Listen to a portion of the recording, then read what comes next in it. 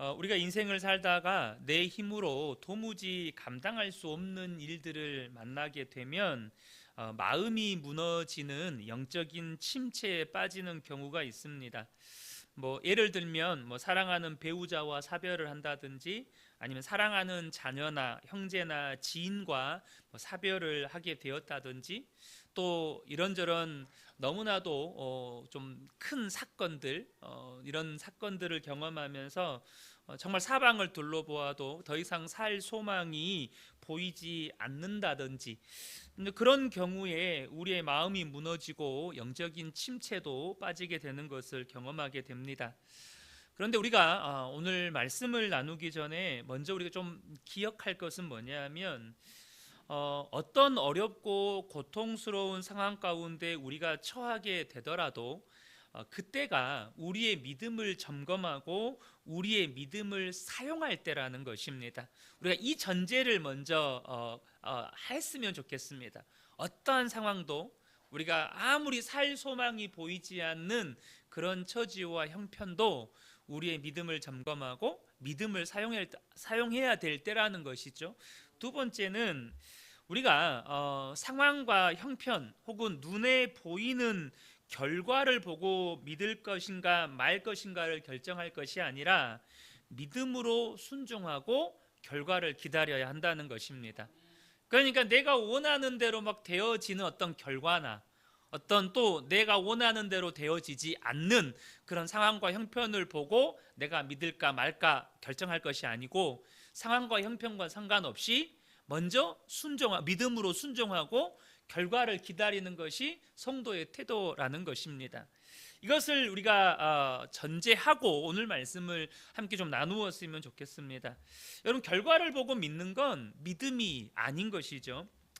우리가 너무 힘들고 고통스러운 상황에 놓이게 되면 어느 순간 지쳐서 더 이상 못하겠습니다, 여기가 나의 한계인 것 같습니다, 이런 말들이 나오고 또 그런 생각을 하게 되기도 하죠. 제가 10대 20대를 보내면서 동생 이렇게 교통사고로 먼저 하늘나라 보내고, 또 아버지 돌아가시고, 또 누나가 자살을 시도하고, 또 제가 이게 다쳐서 수술과 재활을 반복했던 그 한 10여 년의 그 시간 속에 그 말미쯤에 어느 순간에 어느 시점이 되니까 제 입에서도 그런 말이 나오더라고요. 하나님, 더 이상은 못하겠습니다, 이 말이 나오는 거예요. 하나님, 나 더 이상은 못하겠습니다, 이제는 저는 꿈도 비전도 다 포기하겠습니다. 그냥 강 앞에 서럽게 울면서 그렇게 고백했던 적이 있었습니다. 우리가 예수님을 믿고 믿음으로 살아보려고 하지만 그런 일들이 우리의 삶에 오는 때가 있다는 것이죠. 꼭 중환병에 걸린다든지, 인생에서 큰 실패를 경험한다든지, 어떤 큰 사고를 경험해야만 그런 순간이 오는 것은 아닙니다. 다른 사람이 볼 때 좋은 형편 가운데 있는 것처럼 보여도 마음이 무너지는 그런 절망과 영적인 침체가 오기도 합니다. 심지어 놀라운 영적 체험을 하고 놀라운 믿음의 승리를 경험한 후에도 마음이 무너지는 영적 침체를 경험하는 경우도 있습니다. 성경에 기록된 많은 믿음의 사람들 중에도 그런 위기의 순간을 맞이하게 되는 사람들이 많습니다. 믿음의 조상 아브라함을 보면 그가 75세 때 하나님이 나타나셔서 놀라운 약속의 말씀을 주십니다. 그 약속의 말씀이 그를 얼마나 영적으로 충만하게 만들었던지 75세 때 고향과 친척과 아버지의 집을 두고 떠납니다. 여러분, 이게 엄청난 결단입니다. 우리가 오늘날에도요, 하나님 말씀 하나 믿고 자신이 75년 동안 삶의 터전으로 삼아왔던 모든 것들을 버려두고, 그 아브라함의 경우를 얘기로 들면 지금 타국으로 이민 가는 거잖아요. 그렇지 않습니까? 이민 가는 거잖아요. 오늘날에도요, 여러분, 하나님 말씀 하나 붙잡고 이민 가서 산다는 일이 쉬운 일이 아닙니다. 그러니까 아브라함이 그때 얼마나 영적으로 충만했으면 하나님 말씀 따라서 고향과 친척과 아비 집 다 포기하고 떠난다니까요. 그런데 그랬던 그가 하나님께서 하늘의 별처럼 바다의 모래처럼 그렇게 너의 후손들을 많게 해주시겠다는 약속의 말씀을 받았지만 삶을 보면 아무 희망이 안 보이는 거예요. 그러니까 아브라함이 이런 고백을 합니다. 창세기 15장 2절과 3절을 보면 아브라함이 이르되 주 여호와여 무엇을 내게 주시려 하나이까? 나는 자식이 없사오니 나의 상속자는 이 다메섹 사람 엘리에셀이니이다. 아브라함이 또 이르되 주께서 내게 씨를 주지 아니하셨으니 내 집에서 길린 자가 내 상속자가 될 것이니이다. 그러니까 하나님이 환상 중에 아브라함에게 임하셨는데 그가 하나님께 하는 말이 뭐냐면 그냥 절망 가운데서 주님이 나한테 자식을 안 주시니까 내 상속자는 이 다메섹 사람 엘리에셀이 될 겁니다. 이렇게 그냥 포기하듯이 하나님 앞에 말을 하고 있는 것이죠. 우리가 다윗의 시편을 봐도 그가 얼마나 많이 절망 가운데 빠졌는지를 우리가 엿볼 수 있죠. 오늘 본문의 엘리야도 그렇습니다. 여러분, 구약의 능력의 선지자 하면 엘리야 아니겠습니까? 심지어 죽음을 보지 않고 하나님께 들림을 받은 사람이 엘리야입니다. 그럼에도 불구하고 그가 죽음의 위협 앞에서 지금 무슨 말을 하고 있습니까? 열왕기상 19장 4절을 보면 자기 자신은 광야로 들어가 하룻길쯤 가서 한 로뎀나무 아래에 앉아서 자기가 죽기를 원하여 이르되 여호와여 넉넉하오니 지금 내 생명을 거두시옵소서. 나는 내 조상들보다 낫지 못하니이다. 여러분, 지금 엘리야가 뭐라고 이야기합니까? 하나님, 내 목숨 걷어가 주세요. 나 이제 그만 살고 싶습니다. 지금 이런 영적인 침체 가운데 엘리야가 빠져들었다는 거예요. 그런데 여러분, 이렇게 절망했던 직전에 엘리야에게 무슨 일이 있었습니까? 바로 갈멜산에서 바알 선지자, 아세라 선지자 850명과 영적인 대결을 펼쳤습니다. 제단을 쌓고 재물을 그 위에 올려놓고 불을 붙이지 않은 상태에서 하늘에서 불로 응답하는 신이 참 신이다, 신임을 증명하는 대결에서 엘리야가 하늘에서 불로 응답하시는 하나님을 경험하는 놀라운 은혜를 체험합니다. 그리고 그 자리에서 바알과 아세라 선지자들 다 쳐 죽이죠. 또 엘리야는 3년 반 동안 비가 내리지 않았던 이스라엘 땅에 비를 내리게 한 사람입니다. 그런데 그런 놀라운 영적인 체험, 놀라운 영적인 승리, 놀라운 기도 응답을 받은 후에 이런 영적인 침체가 찾아온다는 거예요. 도대체 왜 엘리야는 이렇게 좌절과 절망 가운데에서 죽기를 구하는 그런 영적인 침체에 들어가게 된 것입니까? 여러분, 850명의 선지자들이 아무리 크게 부르짖고 심지어 몸을 자해까지 해도 바알과 아세라는 응답하지 않았습니다. 그러나 살아계신 하나님은 엘리야 단 한 사람의 기도에 응답하셔서 하늘에서 불을 내리시고 물까지, 그곳에 넘쳐 흘렀던 물까지 다 태우십니다. 심지어 3년 6개월의 가뭄도 끝내시죠. 엘리야가 생각할 때요, 여러분도 아마 그런 생각하실 것 같아요. 엘리야가 생각할 때 하나님이 이 정도로 놀랍게 역사하셨다면 아합과 그의 아내 이세벨도 살아계신 하나님을 인정하고 회개하고 변화되지 않을까? 이렇게 생각을 한 거예요. 그런 기대를 한 겁니다. 이 정도까지 했으면, 여기까지 했으면 그 사람 같지도 않은 아합과 이세벨도 회개하고 돌이키지 않을까? 그런데 이세벨이 어떻게 합니까? 더 악에 맞춰서 내가 내일 이맘때에 반드시 네 생명을 저 850명의 선지자들처럼 만들어버리겠다. 내가 내일 반드시 너를 죽여버리겠다 하고 사신을 보내서 협박을 하는 것입니다. 조금 전에 하늘에서 불이 내리고 850명의 이방 선지자들을 다 죽인 엘리야였는데도 그런 기대가, 이 정도 하나님이 역사하셨으면 이 사람이 변화되고 회개하고 하나님께 돌아오지 않을까? 그런 기대감이 완전히 무너지고 그가 협박을 당하니까 한순간에 두려움과 낙심과 영적인 침체가 그를 사로잡아 버리는 것이죠.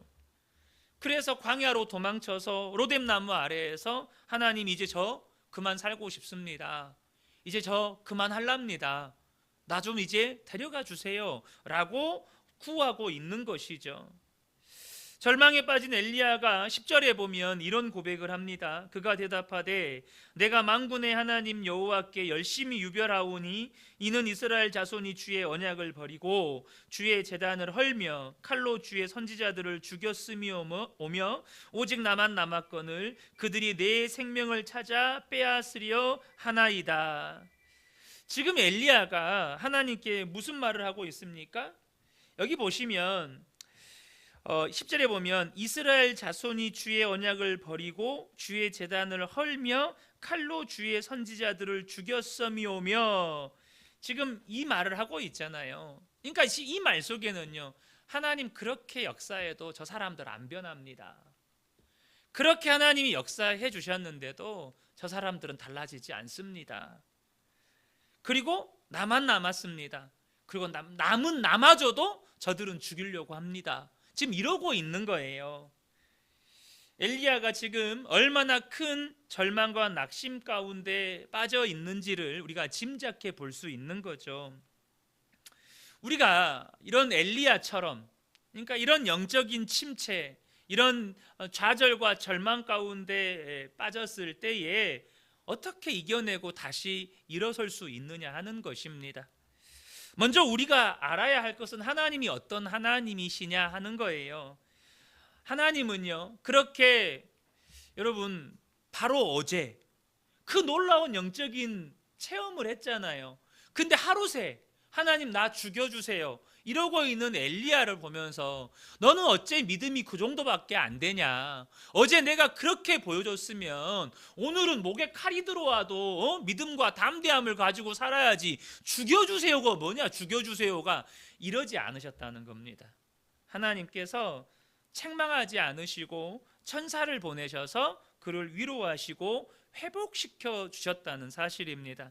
저와 여러분이 먼저 기억해야 할 것은 우리가 영적인 침체에 빠졌을 때 하나님은 우리를 회복시켜 주시는 하나님이시라는 것입니다. 이것을 꼭 기억하시길 바랍니다. 내가 영적 침체에 빠질 수 있어요. 좌절과 절망과 두려움 가운데 빠질 수 있습니다. 그런데 우리 하나님은 회복시켜 주시는 회복의 하나님이시라는 것입니다. 엘리야를 40주야로 그를 이끄셔서 하나님의 산 호렙에 이르게 하십니다. 그런데 그곳에서 하나님께서 엘리야에게 무엇을 경험하게 하십니까? 11절과 12절을 보면 여호와께서 이르시되 너는 나가서 여호와 앞에서 산에 서라 하시더니 여호와께서 지나가시는데 여호와 앞에 크고 강한 바람이 산을 가르고 바위를 부수나 바람 가운데에 여호와께서 계시지 아니하며 바람 후에 지진이 있으나 지진 가운데도 여호와께서 계시지 아니하며 지진 후에 불이 있으나 불 가운데에도 여호와께서 계시지 아니하더니 불 후에 세미한 소리가 있는지라, 이렇게 말씀하십니다. 지금 하나님께서 엘리야에게 가르치고 계시는 거예요. 하나님께서 엘리야에게 교훈을 주고 계시는 거예요. 바람이나 지진이나 불과 같은 현상, 이 초자연적인 현상처럼 보이고 정말로 이적 같은 것을 통해서 하나님을 만나려고 하지 말라는 것입니다. 바람 같은 곳에도 그 바람이 어느 정도였냐면 산을 가르고 바위를 부수는 바람이었습니다. 여러분, 바람이 어느 정도로 불면 산을 가를 수가 있습니까? 그러니까 이것은 일반적인 바람이 아니라는 거죠. 정말로 이적과도 같은 바람, 이적과도 같은 지진, 이적과도 같은 그런 불이 임했는데 거기에는 여호와께서 계시지 않았다는 거예요. 그러니까 그런 이적 같은 어떤 현상을 통해서 하나님을 만나려고 하지 말라는 거예요. 물론 하나님은 그런 기적 같은 일들을 통해서도 우리를 만나주시는 분이기는 하시지만 그런 기적 같은 일들을 통해서만 하나님을 만나려고 하지 말라는 것입니다. 오히려 세미한 소리를 통해서, 이 세미한 소리는 하나님의 음성을 말하는 것입니다. 하나님의 음성, 말씀하시는 하나님을 통해서 하나님을 만나가라는 뜻입니다. 마음이 완전히 무너진 엘리야를 다시 회복시키시고 일으키시는 하나님의 방법은 바람이나 지진이나 불로 그에게 임하신 것이 아니라 말씀을 그에게 들려주셔서, 하나님의 음성을 그에게 들려주셔서 엘리야를 만나주시고 회복시켜주시고 일으켜주시는 하나님이었다는 것입니다. 사랑하는 성도 여러분, 이것이 우리가 어떤 영적인 침체 가운데 빠졌을 때에 다시 우리를 회복시키시는 하나님의 방법이라는 사실을 아셔야 합니다. 우리가 어떤 마음이 무너지는 정말 영적인 침체를 경험하게 될 때에 우리의 마음속에 세미한 음성으로 만나주시는 하나님을 붙들어야 한다는 것입니다. 어떤 기적과도 같은 일들 혹은 눈에 보이는 것들을 통해서만 하나님을 만나고 경험하려고 하면 그 사람은 오늘 본문에 나온 엘리야처럼 마음이 무너지고 좌절과 절망 가운데 빠지는 영적인 침체 상황에 놓이게 된다는 것입니다. 본문의 엘리야의 모습은 우리에게 지금 무엇을 보여주고 있는 것입니까? 사람이요, 놀라운 영적인 체험이나 영적인 승리를 경험하고도 얼마든지 이렇게 마음이 무너지고 좌절과 절망 가운데 빠지는 영적 침체를 겪을 수 있다는 것입니다. 여러분, 어제 죽은 사람이 살아나고 하늘에서 불이 내리고 정말로 병자가 고침을 받는 기적을 경험했다 하더라도 오늘 우리가 영적인 침체에 빠질 수 있다는 거예요. 저와 여러분이 계속해서 눈에 보이는 어떤 현상, 계속 어떤 기적과도 같은 그런 체험을 통해서 하나님을 만나가려고 하고 하나님에 대한 믿음을 세워가려고 하면 반드시 이런 영적인 침체가 우리의 삶에 찾아온다는 것입니다. 특별히 우리가 연초예요. 벌써 이제 2025년이 3월이 다 지나갔잖아요. 우리가 2025년을 시작할 때 우리 안에 얼마나 믿음의 결단들, 믿음의 어떤 계획들이 생깁니까? 그래서 우리 안에 올해 같은 경우 내가 정말 올해는 더 거룩해져야지, 더 성숙한 하나님의 사람이 돼야지, 더 인내하는 사람이 돼야지, 무슨 일이 있어도 내가 염려하지 않고 감사해야지, 내가 무슨 일이 있어도 말씀에 순종하고 살아야지, 그런 결단으로 시작했다 하더라도 우리의 마음은요, 갈대입니다. 갈대. 그렇게 결단해도 어느 순간 우리의 마음은 두려움과 좌절에 사로잡힐 수 있다는 거예요. 특별히 본문의 엘리야처럼 눈에 보이는 일들, 눈에 보이는 현상으로만 하나님을 경험하려고 하면, 하나님을 만나려고 하면 반드시 그렇게 된다는 거예요. 그러나 세미한 음성으로 나에게 말씀하시고 나를 인도하시고 나와 함께 하시는 하나님을 알아가고 깊이 만나가게 되면 어느 순간이 와도 내가 믿음을 지키는 게 아니라 말씀이 나를 붙들어주는 은혜를 경험하게 됩니다. 하나님의 말씀이 내 마음을 사로잡아서 그러한 상황과 환경 가운데 흔들리지 않고 침체에 빠지지 않도록 나를 붙들어주는 은혜를 경험하게 된다는 거예요.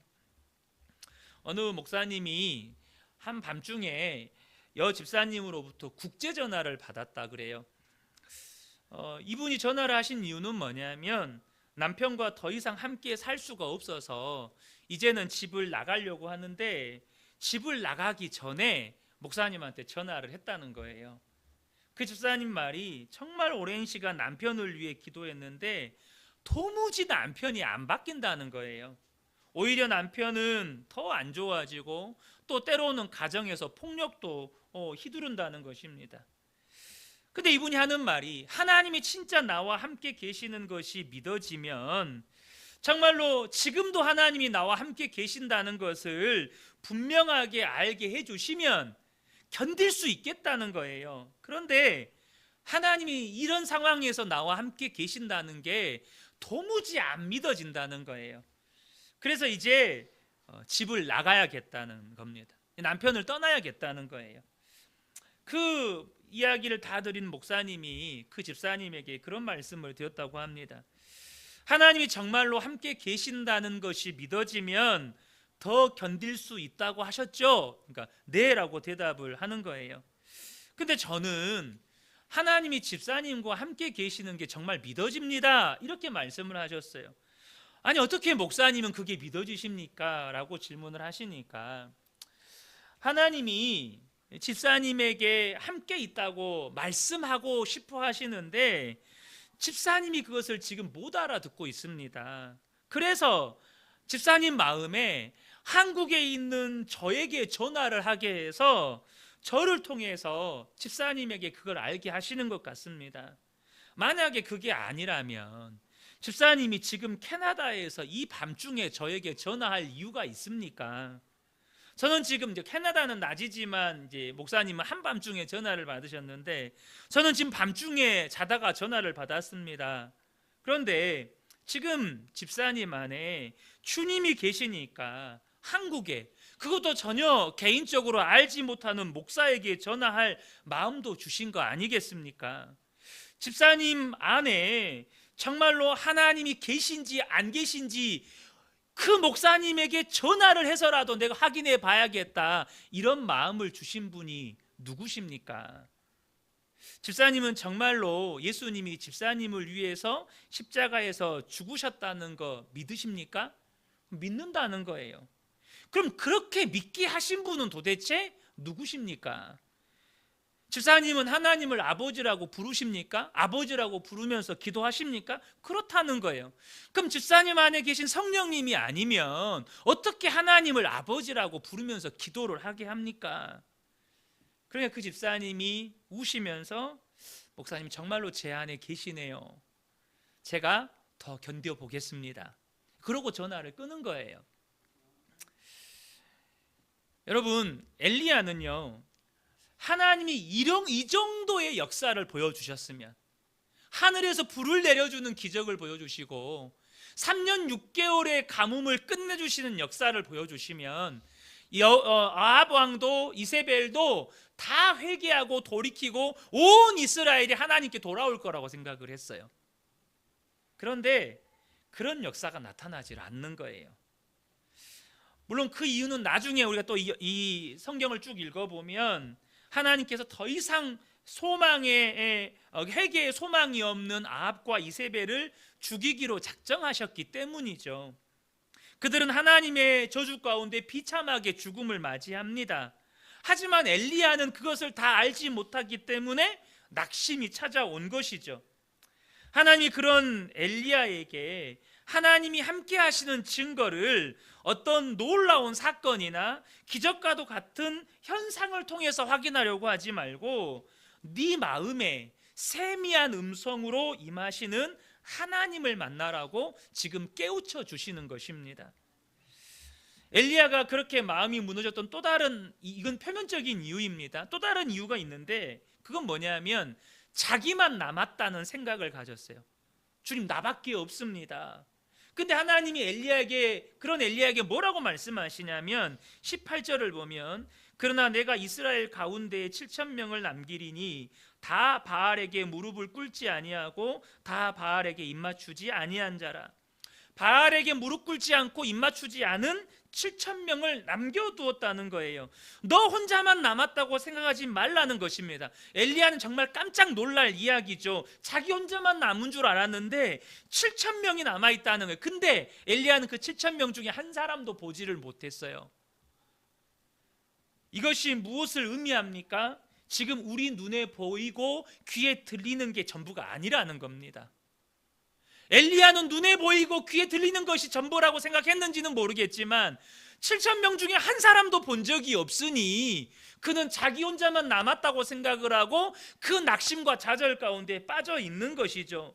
여러분, 하나님은요 우리가 보지 못하고 듣지 못하는 그곳에서 일하고 계십니다. 우리 눈에 보이는 게 다가 아니라는 거예요. 우리의 귀에 들리는 게 절대 다가 아니라는 겁니다. 그런데 자꾸 우리는 눈에 보이는 것으로 하나님을 만나려고 하고 어떤 현상이나 기적이나 또 내 삶의 어떤 일의 결과를 통해서 하나님을 믿으려고 한다는 거예요. 중요한 것은요, 주님은 얼마든지 우리의 무너진 마음, 영적인 침체를 회복시켜 주실 수 있다는 것입니다. 여러분, 그 일이 어떻게 가능합니까? 요한복음 15장 4절과 5절 보겠습니다. 내 안에 거하라 나도 너희 안에 거하리라. 가지가 포도나무에 붙어 있지 아니하면 스스로 열매를 맺을 수 없음 같이 너희도 내 안에 있지 아니하면 그러하리라. 나는 포도나무요 너희는 가지라. 그가 내 안에 내가 그 안에 거하면 사람이 열매를 많이 맺나니 나를 떠나서는 너희가 아무것도 할 수 없음이라. 여러분, 우리 안에 들려주시는 세미한 음성, 이것을요 신약의 말씀으로 바꿔서 이야기하면 우리 안에 계신 그 예수님을 알게 하시고 그 예수님을 믿음으로 바라보게 하심으로 말미암아서 영적인 침체에서도 일어나게 하시고 끝까지 믿음으로 살아가게 만드시는 것입니다. 여러분, 우리가 신앙생활의 축복 가운데 하나가 뭐냐면 하나님은 우리에게 믿음만을 요구하신다는 것입니다. 다른 걸 요구하시지 않고 믿음만을 요구하셔요. 만약에 우리가 올림픽에 출전하는 운동선수처럼 그 선수가 금메달을 따기 위해서 얼마나 몸을 단련합니까? 우리가 신앙생활을 그렇게 단련하듯이 신앙생활을 준비해야 한다면 신앙생활만큼 무거운 짐이 어디 있겠습니까? 그런데 여러분, 예수님이 우리에게 요구하시는 것은 뭐냐면 예수님이 우리 안에 계신 것을 믿으라는 거예요. 믿으라는 거예요. 그 예수님이 우리 안에 들어오게 하시기 위해서 우리가 뭔가 수고하고 애쓰고 노력하는 게 아니고 우리의 죄의 문제를 우리 스스로 해결하기 위해서 힘쓰고 애쓰는 게 아니라 예수님이 우리 죄를 대신해서 십자가에서 죽으셨고 그 예수님과 함께 나도 죽었고 이제 예수님이 내 안에 계시다는 것을 믿기만 하라는 거예요. 여러분, 모든 것은 예수님이 십자가에서 다 이루셨습니다. 십자가의 죽음과 부활을 통해서 우리를 모든 죄와 사망에서 구원하셨고 마귀의 머리를 깨뜨리시고 승리하셨고 우리를 거룩하게 하시고 주님과 친밀하게 하시고 세상을 이기게 하시는 것도 다 하나님이 하시는 것입니다. 그 주님이 우리에게 원하시는 건 뭐냐? 그 주님이 너희 안에 있다는 걸 믿으라는 거예요. 주님이 우리 안에 계신 것과 주님이 그 일들을 이루어 가실 거라는 것을 믿으라는 거예요.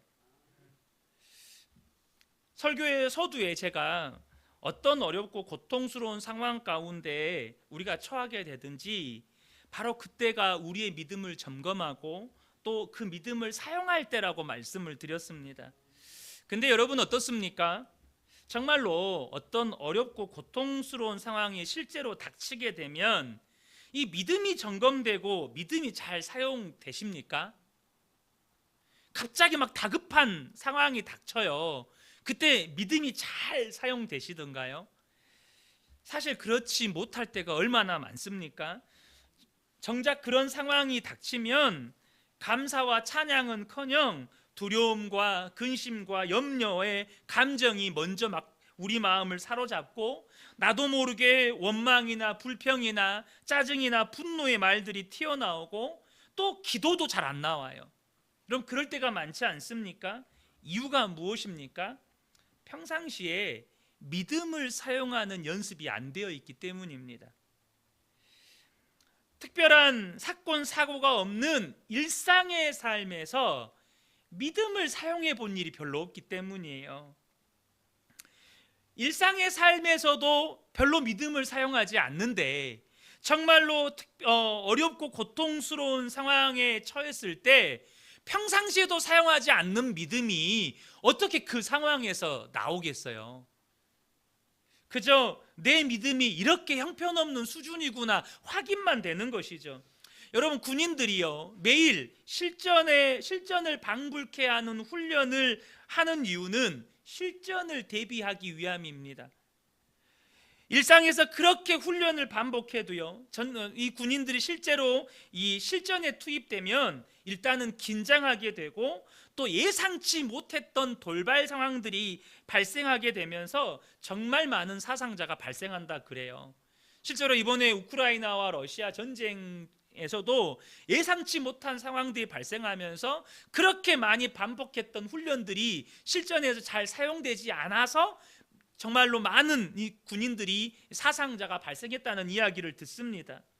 여러분, 그렇게 고도의 훈련된 군인들조차도 실전에 들어가면 문제가 생겨요.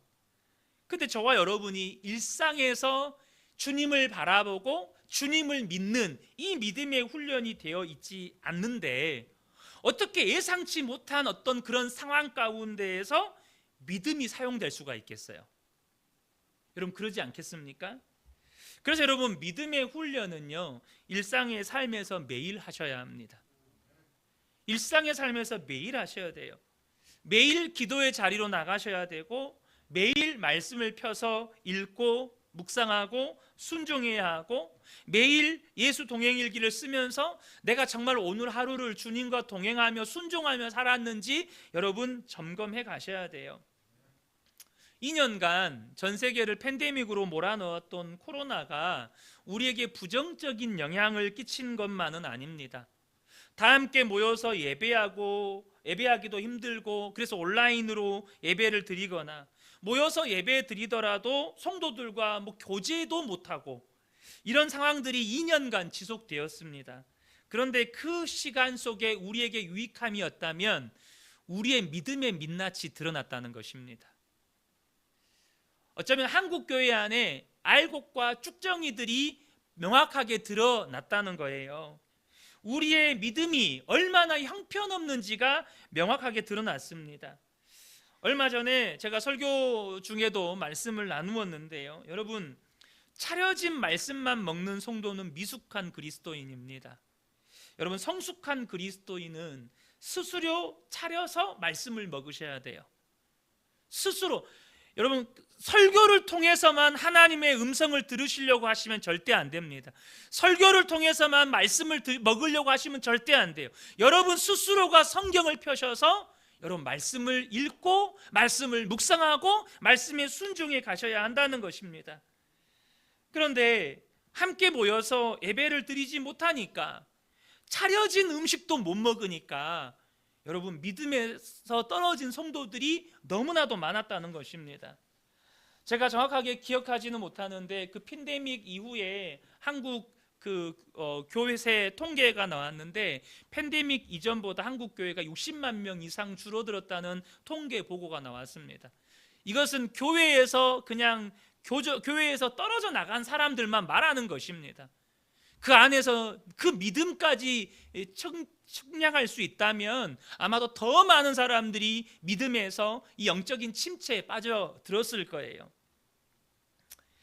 여러분, 너무나도 많은 성도들이 오늘 내 안에 계신 예수님을 믿음으로 바라보는 그 삶을 살지 않습니다. 예수님이 내 안에 계시다는 것을 하루 종일 망각하고 삽니다.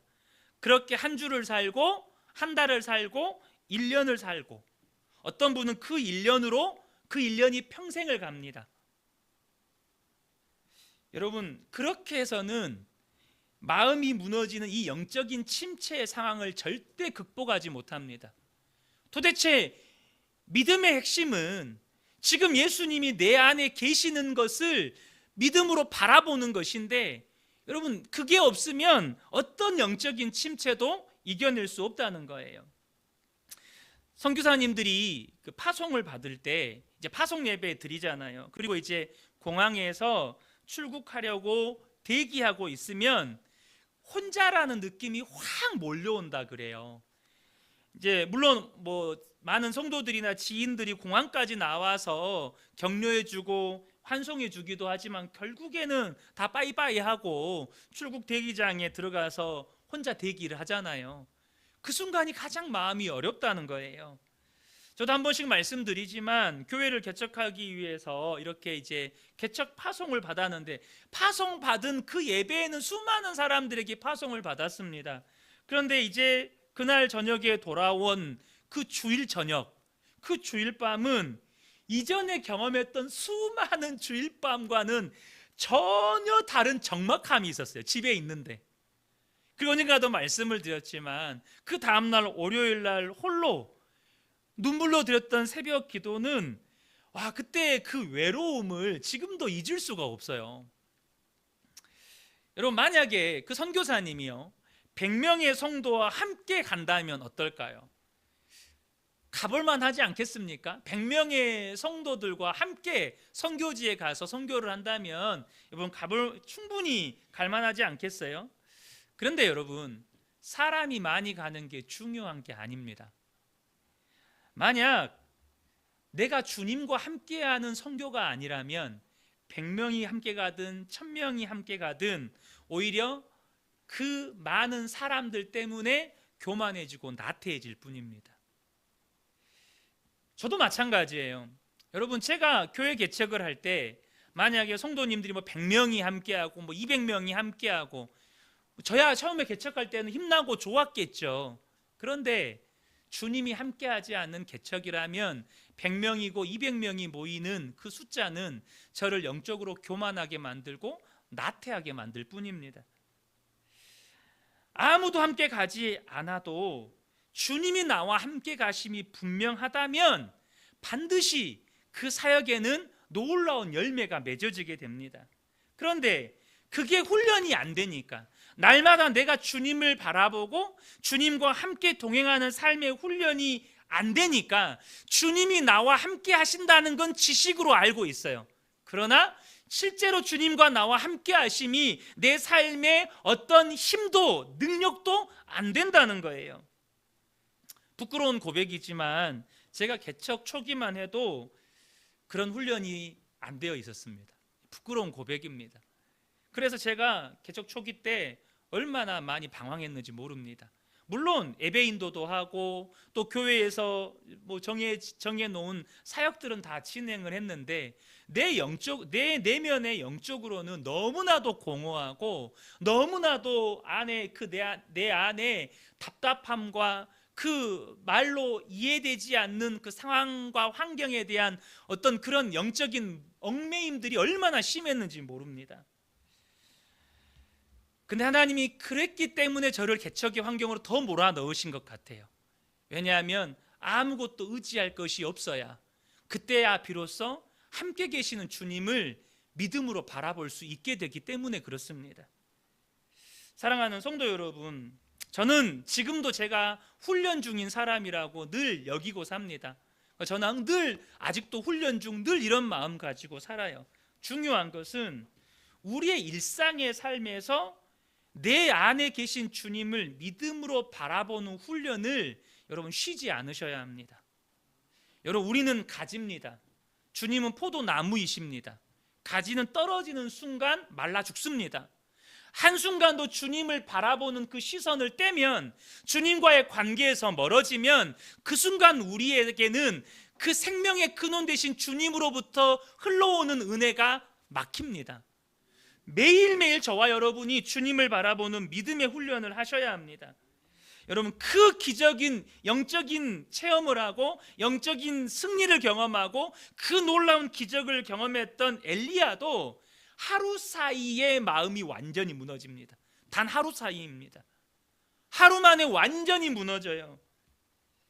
하나님께서 그 엘리야에게 세미한 음성으로 하나님이 함께 하신다는 사실을 깨우쳐 주시려고 하셨던 이유는 여러분, 흔들리지 않는 믿음의 비밀이 거기에 있기 때문입니다.